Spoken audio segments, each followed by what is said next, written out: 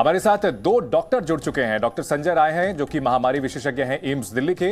Doctor Anshuman Kumar हैं जो कि निदेशक हैं धर्मशिला हॉस्पिटल के। डॉक्टर संजय राय, सबसे पहले आपसे ये जानना चाहेंगे, क्या वाकई ओमिक्रॉन से हमें डरने की जरूरत नहीं है? ओमिक्रॉन जो है अब कमजोर पड़ रहा है, कोविड नया वेरिएंट जब आया है उसके बाद से। देखिए, अगर जिस समय 24 नवंबर को पहली बार साउथ अफ्रीका ने रिपोर्ट दी थी WHO को, 2 दिन में वेरिएंट ऑफ कंसर्न कहा गया। उस समय भी मैंने कहा था, आपके ही चैनल पे कहा था कि जो दुनिया से रिपोर्ट मिल रही है, हमें एविडेंस पे विश्वास करना चाहिए, साइंस पे विश्वास करना चाहिए। और ये दर्शाता है जो भी साक्ष्य है आज की डेट तक कि यह जो है माइल्ड है, हाईली इन्फेक्शियस है। इसलिए उस दिन भी मैंने कहा था कि रिप्लेस करने की संभावना है और ये रिप्लेस कर चुका है। आप साउथ अफ्रीका में देखें तो पूरी तरह डेल्टा से रिप्लेस कर चुका है। यूके में पिछले अगर एक हफ्ते से देखें तो 90% से ऊपर केसेस जो है न्यू जो है 1 लाख के ऊपर, 1 से 2 लाख के बीच में केसेज आ रहे हैं और डेल्टा को रिप्लेस करके ये आ रहे हैं। 1 महीने पहले जो है ऑलमोस्ट 99% वहां डेल्टा था। आज की डेट में 93-94% जो है ओमिक्रॉन है। लेकिन सीवियरिटी नहीं बढ़ी है, बेड नहीं बढ़ा, इंसिडेंटल है। हिंदुस्तान में भी जो अभी आपने दिल्ली में 5 बेड दिखाए, इसमें ज्यादा इंसिडेंटल है। कुछ केसेस को मैं जानता हूं कि जो पहले से ऑलरेडी एडमिटेड थे, वेंटिलेटर पे थे, अभी कल पॉजिटिव आए हैं। तो बहुत ही माइल्ड है और ये अच्छी बात है अभी तक को जो एविडेंस है। कल अगर होता है तो देखें, इसमें घबराने की जरूरत नहीं है। हमें तो सबक लेना चाहिए, जो दुनिया में एविडेंस है इस समय उससे सीख लेनी चाहिए। ठीक है जी। डॉक्टर अंशुमन, अगर ओमिक्रॉन की बात की जाए तो इसके लक्षण जो कोविड के दूसरे वेरिएंट हैं उससे कितने अलग हैं, कैसे अलग हैं? जी देखिए, लक्षण मोटे तौर पे सेम है। 2 लक्षण पाया गया जो ओमिक्रॉन को डिफरेंशिएट करता है, एक जॉइंट पेन, एक सीवियर माइल्जिया जिसको कहते हैं मांसपेशियों में दर्द। ये 2 लक्षण अलग है, बाकी सारे लक्षण सेम है जैसे कॉमन कोल्ड वाले लक्षण। संजोगवश क्या है, ओमिक्रॉन का 70% वायरल लोड गले में रेप्लिकेट करना है, मतलब थ्रोट में, जहां से RT-PCR का सैंपल लेते हैं। बचे खुचे जो वायरस पहुंचते हैं उनकी फेफड़े में मल्टीप्लाई करने की ताकत 10 गुना कम है डेल्टा के कंपैरिजन में, इसलिए लंग इंजरी नहीं हो रही है, इसलिए आपको ICU वेंटिलेटर की जरूरत नहीं हो रही। अच्छी चीज है। 50 दिन में साउथ अफ्रीका में केसेस डाउन होने लगे।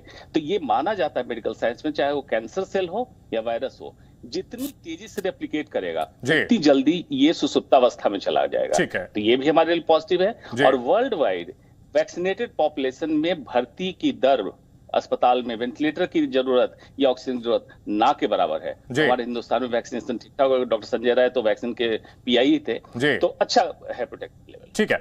डॉक्टर राय, अगर किसी शख्स की रिपोर्ट पॉजिटिव आती है तो उसे क्या करना चाहिए? क्योंकि कोरोना रिपोर्ट जब पॉजिटिव आती है तो अक्सर मरीज हड़बड़ा जाते हैं, घबराने लगते हैं। अभी जो केसेस पॉजिटिव आ रहे हैं उन्हें क्या करना चाहिए? अभी जो सबसे ज्यादा जरूरी है कि वह जो है अपने आप को आइसोलेट कर ले जितना जल्दी हो सकता है।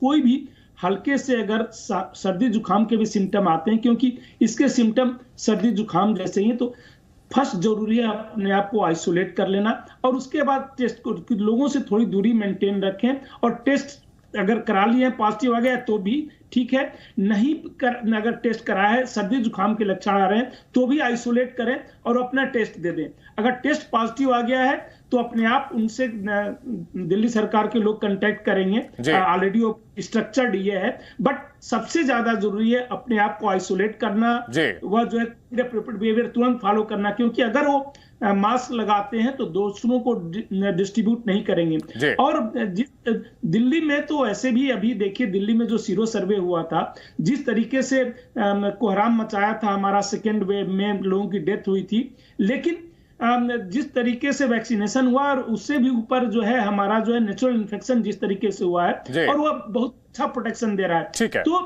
बहुत घबराने की जरूरत वैसे भी नहीं है। नहीं, घबराने की जरूरत बिल्कुल नहीं है। जो एहतियात हैं, जो उपाय बताए जा रहे हैं आपको, उनका पालन करें। इस बीच साउथ अफ्रीका में एक स्टडी हुई है जिससे राहत की खबर सामने आई है कि गंभीर मरीजों की संख्या बेहद कम है। जो मरीज कोविड संक्रमित भी हुए हैं ओमिक्रॉन से, उनमें गंभीर मरीजों की संख्या बेहद कम है। ओमिक्रॉन संक्रमितों में ज्यादा एंटीबॉडी पाई जा रही है। वैक्सीन के मुकाबले 14 गुना ज्यादा एंटीबॉडी उन मरीजों में पाई जा रही है जो कि ओमिक्रॉन वेरिएंट से ठीक हो रहे हैं। वहीं डेल्टा वेरिएंट के मुकाबले इससे नुकसान कम है और डेल्टा वेरिएंट को खत्म कर सकता है ओमिक्रॉन। जैसे कि बात भी हो रही है कि ये अब डोमिनेंट वेरिएंट हो सकता है और ये स्टडी काफी राहत देने वाली है। डॉक्टर अंशुमन, निश्चित तौर पर हमें यह समझना होगा कि अब ओमिक्रॉन जो है काफी तेजी से फैल जरूर रहा है, लेकिन यह धीरे धीरे डेल्टा को खत्म भी कर रहा है। जी बिल्कुल, हिस्ट्री भी आप उठाएंगे 1918 में स्पेनिश फ्लू जब आया था 5 वेव्स आई थी और खत्म होने का वायरस का यही तरीका होता है कि इसकी ऐसी कोई क्षमता चली जाए जिससे इंसान को नुकसान न पहुंचा दे। तो संक्रमण और बीमारी में अंतर समझना होगा। थ्रोट में आरटीपीसीआर पॉजिटिव आ सकता है, लेकिन आप अति गंभीर रूप आपके ऊपर हो जाए या कुछ समस्या आ जाए नहीं होगा। लेकिन इसका मतलब ये नहीं है कि आप एहतियात छोड़ दें और पार्टी मनाने लगे, ये मत सोचिएगा। एक्सपर्ट के सुनते सब लोग सोचते हैं डॉक्टर साहब ने कह दिया तो पार्टी करो। पार्टी नहीं करनी है, आपको प्रोटेक्शन लेना ही लेना है अपना। और वैक्सीनेटेड पॉपुलेशन में कम असर है, इसलिए जो इन्होंने वैक्सीन नहीं लगवाई वैक्सीन लगवाइए। बूस्टर भी हमारा चालू हो रहा है, बच्चों को वैक्सीन रोल आउट हो रही है। तो अभी तक हमें आशान्वित रहना चाहिए कि ऐसी समस्या नहीं देखने को, अभी तक की रिपोर्ट के हिसाब से नहीं देखने को मिलेगी।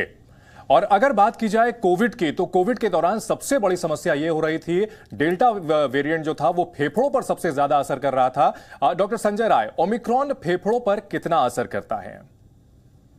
देखिए, जैसा मैंने बताया ना कि अभी आपने दिखाया कि दिल्ली में करीब 3000 के आसपास केसेस हैं, सिर्फ 5 लोग वेंटिलेटर पे हैं। जबकि डेल्टा के समय जो है इतनी ज्यादा जो है केसेस, ऑक्सीजन की डिमांड इतनी ज्यादा बढ़ गई थी, हर जगह कोहराम मच गया था पूरी दुनिया में। आप देखिए साउथ अफ्रीका में केसेस कम होने लगे। साउथ अफ्रीका ने तो इवन कह दिया कि टेस्ट करने की जरूरत नहीं है, और उन्होंने पहली बार उनके स्वास्थ्य मंत्रालय ने, और मैं इसको वेलकम कदम कहूंगा कि अननेसेसरली जो है टेस्ट करके सिर्फ संख्या बढ़ाना है, उनका टेस्ट करना, मिटिगेशन पे ध्यान देना चाहिए। जो रियली सिम्टम और थोड़े से सीवियर हो रहे हैं, जो कि बहुत ही कम हो रहे हैं, बिल्कुल न के बराबर हो रहे हैं, तो देखा जाए ऑक्सीजन की डिमांड ऑलमोस्ट नहीं है, बिल्कुल ही माइल्ड केसेज हो रहे हैं।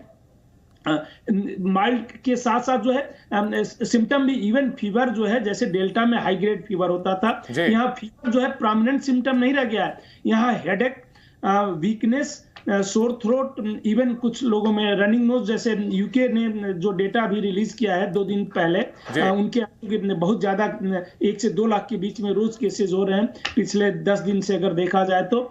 उनमें जो है सबसे प्रोमिनेंट सिस्टम जो है वीकनेस और हेडेक है।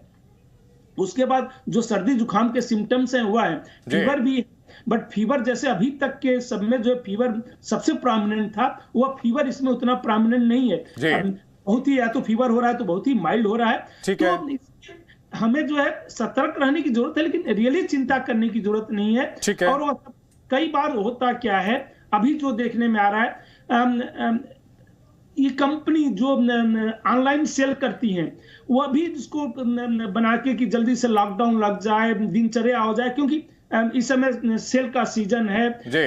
वह जो है उनकी जो है तो बिजनेस कमर्शियल इंटरेस्ट ही नहीं है, हर जगह जो है एक अपना हुआ बनाया जाता है। ठीक है, यानी हमें डरना नहीं है, घबराना नहीं है। केसेस बढ़ भी रहे हैं तो सावधानी पूरी रखनी है। जो हमारा जो रक्षा कवच है वैक्सीन, वो लेते रहना है। अब 15 से 18 साल के जो बच्चे हैं उन्हें भी लग रहा है, लेकिन घबराना नहीं है और सावधानी बरतना है।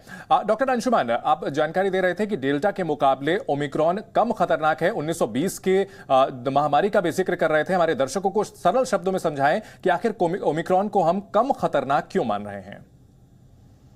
जी, लोग 2 ही चीज पकड़ रहे हो। ओमिक्रॉन बहुत तेजी से फैल रहा है तो संक्रमण दर है, इससे आपको नुकसान हो रहा है नहीं हो रहा है, ये आकलन करना है।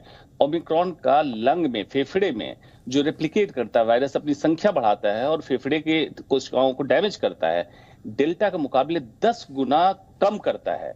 तो बॉडी को इतना समय मिल जाता है कि एंटीबॉडी लेवल तैयार कर ले और फेफड़े को डैमेज होने से पहले वायरस को न्यूट्रलाइज करके बाहर फेंक दे। दूसरा, अभी हिंदुस्तान में सेकेंड वेव में देखा कितने लोग नोइंगली अननोइंगली पॉजिटिव हो गए, उसके अंदर जो मौजूदा एंटीबॉडी है वो काम कर रही है, जो वैक्सीनेटेड लोग हैं उनमें काम कर रही है, प्लस लोगों में जागरूकता बढ़ी है, लोग अपना प्रिकॉशन ले रहे हैं, खासकर वल्नरेबल ग्रुप, बुजुर्ग हैं, अति गंभीर बीमारियों से संक्रमित ग्रसित लोग हैं। तो ये सारे फैक्टर्स को मिलाएंगे तो ओमिक्रॉन की अपनी ताकत कम और इंसानों में बनी बनाई ताकत वैक्सीन के द्वारा, जीवन शैली के द्वारा जी। बनी बनी ताकत ज्यादा मिले, इसी की लड़ाई में जीत है हमारी। ठीक है, कोरोना के खिलाफ लड़ाई में हमारी जीत जरूर होगी, इस पर आप दोनों एकमत है। इस बात पर भी एकमत है कि कोविड का जो ये वेरिएंट है ये बहुत ज्यादा घातक नहीं है, लेकिन इस बीच कुछ सावधानियां जो कि बरतनी बेहद जरूरी है और हम चाहेंगे हमारे दर्शकों को आप बताएं। डॉक्टर संजय राय, पिछली बार ऐसा हुआ था कि डॉक्टरों का अपॉइंटमेंट नहीं मिल पा रहा था, लोग अपने घरों में कैद होकर के रह गए थे, तो खुद से दवाइयां भी ले रहे थे, जो प्रिस्क्राइब्ड दवाइयां थी, सरकारों ने भी कह दिया था। इस बार क्या ऐसा करना है और अस्पताल जाने की किसी मरीज को जरूरत कब पड़ेगी, ये कैसे पहचानें? ये इम्पॉर्टेंट है, पैनिक में अस्पताल न भागें। अगर बिल्कुल ही माइल्ड है तो घर पे अपने आप को आइसोलेट करके जो है वो ज्यादा केयर कर सकते हैं। अननेसेसरली जब आदमी हॉस्पिटल भागता है तो रास्ते में लोगों को इन्फेक्ट करता है, पैनिक में होता है। जब आप में खुद कॉन्फिडेंस नहीं होता है तो जो है इवन बीमारी जो है हल्की भी जो है आपको सीवियर लगने लगती है और उसका जो है इम्पैक्ट भी होता है। जब तक सीवियर लक्षण है, सीवियर लक्षण है सांस लेने में दिक्कत होना, आप ऑक्सीजन को मॉनिटर करते रहे, जैसे पहले भी था, अभी भी रेयर है बट कभी कभी हो सकता है। ऑक्सीजन मॉनिटर करते रहें।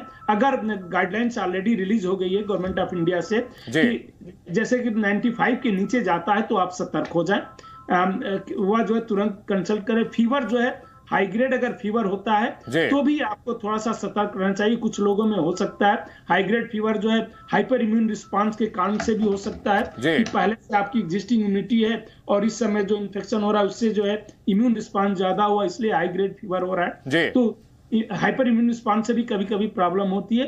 तो सांस लेने में दिक्कत, ऑक्सीजन कम होना और उसके बाद जो है हाई ग्रेड फीवर, ये सबसे प्रेवलेंट है। कुल मिलाकर के ये वही चीजें हैं जो कि लगातार बताया गया था और पिछली बार जब कोविड की दूसरी लहर आई थी तब भी यही कहा जा रहा था कि सांस लेने में दिक्कत हो, ऑक्सीजन लेवल अचानक से गिरने लगे। ऑक्सीमीटर आप अपने घर में रख सकते हैं, तमाम घरों में लगभग ये अब होता ही है, यानी कि सुरक्षा रखनी है, घबराना नहीं है। बहुत शुक्रिया डॉक्टर संजय आपका, डॉक्टर अंशुमन आपका, जी न्यूज के दर्शकों को जानकारी ये अहम देने के लिए। Presenting V News app available on Google Play and App Store. Download it now.